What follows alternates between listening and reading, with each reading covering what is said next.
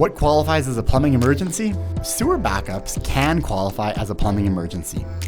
Now, a lot of times what will take place is the sewer backs up, or like the sewer has a stoppage. People start using water from the second or third floor. They're unaware that the water is no longer draining into the city sewer, and it's starting to back up into the basement. The more that problem goes on, the bigger the damage. And that's where we really recommend like water sensors and flood sensors and alarms in basements. And that mitigates the damage as much as possible. That emergency really starts getting worse and worse the longer a sewer backup or a slow leak has gone on without being rectified. This is where working with components that tie into your home automation system or your alarm system or standalone like flood related products really come in handy.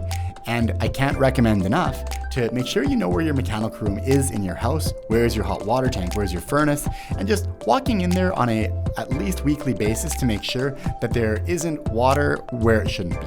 That's a great way of preventing catastrophic emergencies. What isn't an emergency, depending on your definition, is no hot water. No hot water is inconvenient. But from an emergency standpoint, you're able to mitigate some of the excessive cost increases by just recognizing that you might have a cold shower for a day or two as you wait for the plumbing professional to come in, do the diagnosis, make sure you're getting the right fit.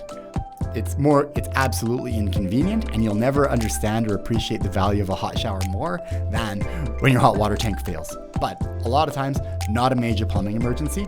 If you walk by your hot water tank and you see a little bit of water on the floor or a drip from your relief valve, it's a problem, not an emergency, right? And then that's where it's like really assuage some of your concerns or fears, where there's water coming out of the relief valve, and that's that like brass piece coming out the top side of your hot water tank. It kind of goes down to the floor. Inconvenient, scary, make sure the water is going to the floor drain. And after that, a plumbing professional can come that day, maybe the next day, and make sure that there's no additional problems. But a lot of times not going to qualify as like an emergency. It'll be okay for a couple hours.